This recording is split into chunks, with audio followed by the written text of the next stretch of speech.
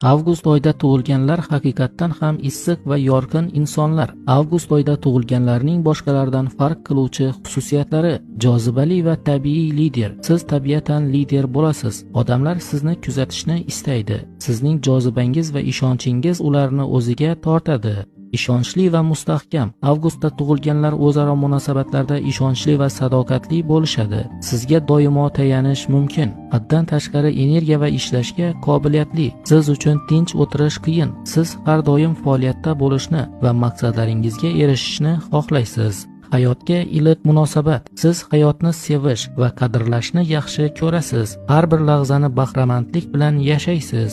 O'zgarishlarga tayyor. Siz yangiliklarni ochiq, o'zgarishlarga moslasha olasiz. Har doim yangi imkoniyatlarni izlaysiz. Avgust oyida tug'ilganlarning kuchi va ishonchiga qoyil qolish mumkin. Tug'ilgan kuningizni izohlarda yozing.